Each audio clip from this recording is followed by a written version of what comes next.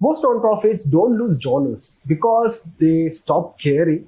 They lose donors because somewhere they lose the relationship itself. Looking at the first screen, I noticed there is a donor workspace, campaign support distribution, which I map. At first, it seemed cosmetic, but anniversaries, special dates, the occasion calendar itself. So one thing I noticed while going through the ZenDonor application is that it doesn't feel like a normal application. It is more complete operating system built around the donors. I mean, most platforms will start with the amount of donations they collected and other details, but here it feels somewhat different.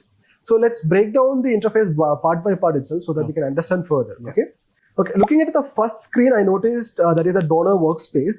At first glance, it looked like a dashboard, but after spending some time, I realized that it's actually where an employee can start their entire dates and how to start. It's basically like that. I mean, there is upcoming occasions, pending tasks, meetings, follow-ups, events. Everything is particularly available. It's basically waiting there for you. I mean, why did you build it like that? What was the initial? Jerry, because donor management doesn't begin when someone clicks donate. It begins when your team starts their day. Imagine you're responsible for managing 200 donors.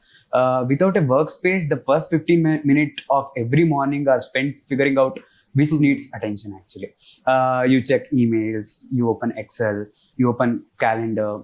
Someone messages you saying that a meeting at 10 o'clock or something like that. Someone reminds you that today is a major donor's birthday. You are already switching between 6 different systems before you have done any work. That exactly what we wanted to eliminate actually. The workspace isn't reporting dashboard. It's an operational dashboard. The moment someone logs in, they immediately know who needs attention today, which follow-ups are pending, which meetings are scheduled, which events are approaching, and which donors have occasion worth acknowledgement. Instead of searching for work, the work finds you actually. That completely changes the productivity. Okay, so basically what you're saying is that the dashboard isn't telling me what happened yesterday. It's more or less telling me what deserves more attention today. That's actually a really good approach, if I would say. And so the one other thing that I think non-profits underestimate is the follow-up itself. I mean, people assume the relationships end once the donation is completed, but looking through the workspace here, follow-up seems to be treated almost like their own module itself. Because they are probably the most valuable thing inside the platform. Let's imagine somebody contributes 50,000 towards an education campaign. Now imagine nobody contacts them for 8 months. No thank you, no campaign updates, no meeting, nothing. From the organization perspective, they still have a donor. From the donor perspective, they have been forgotten. That's why follow-ups are integrated into the daily workflow. Every interaction can become a task. Every task has an owner. Every owner has a deadline. And every completed conversation becomes part of the donor's history itself. We are trying to remove situations where relationship depends on someone's memory. The system remembers instead. That is also a really good approach. I mean, having a person putting up their money for a really good cause and you're not acknowledging, it will give a totally bad impression itself. And you're managing commitments here, and it's not just reminders, basically, right? And moving forward onto this, I can see, let's talk about what I think is probably one of the strongest screen I can see inside this ZenDonor. That is the donor's profile itself. I mean, I expected when I opened that it'll be just contact information, but instead I found the donation analytics itself. Campaign distribution, monthly trend, yearly comparisons, recent activities. I mean, this almost feels like a CRM for non-profits. So was there any particular reason why we went with that approach? Jerry, most donor database answer one question, who donated? We wanted to answer something much bigger.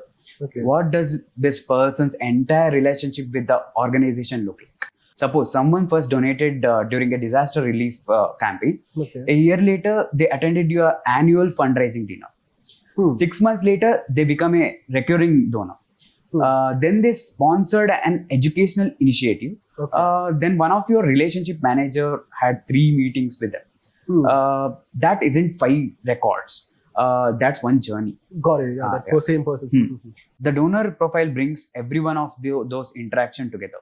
Okay. You can immediately understand what causes they are passionate about, how frequently they contribute, whether their giving is increasing, which campaigns resonate most with them, and even whether they have become inactive over time. That's information you simply can't get from spreadsheet.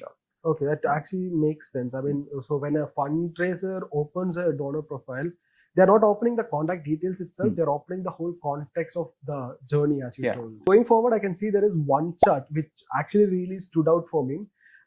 Campaign support distribution, which I could find. So why was that really important here? Because donation amount doesn't tell the full story. Let's say 2 donors each contribute 1 lakh. One on paper they look identical actually. But one donor has consistently supported children's education. That one only contribute to emergency relief campaign. If you only look at the amount, they appear the same. If you look at the campaign distribution, you understand motivation. That's incredible value. If you look at campaign distribution, you understand motivation.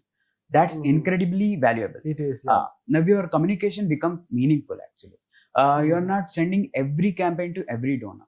You are talking to the people about causes they genuinely believe in. That's how long-term donor relationships are built. Actually. Okay, so it's basically you're having more focused onto that. Okay, so looking into that, the campaign analytics aren't just measuring the campaigns there; they are helping understand the people itself. The another feature which I didn't expect here to have in an application is that the donor map. At first, it seemed cosmetic, but then I started thinking about it. This is actually pretty much operational itself. Exactly. Imagine you are planning a fundraising dinner in Bangalore, or a volunteer meeting in Hyderabad, or a donor appreciation event in Chennai. Without location intelligence, you are guessing. With a donor map, you immediately know where your donor communities exist, where engagement is growing, where new campaign could succeed, where awareness activities should happen. Geography becomes strategy. It's much more than putting pins on a map. It's helping organization understand their support network. One more thing I thought is like you're turning the addresses into decision-making data itself. So looking into that, I'll talk about the other feature which I found, which most of the people might underestimate. That is the occasions like birthdays, anniversaries, special dates, the occasion calendar itself. So most of the people might think it's just a nice extra add-on. Actually, those are often the moments that strengthen donor relationship. Technology has made fundraising easier, but relationships still feel like human. Imagine receiving a personalized birthday message from an organization you have supported for years, or receiving a thank you call on the anniversary of your first donation.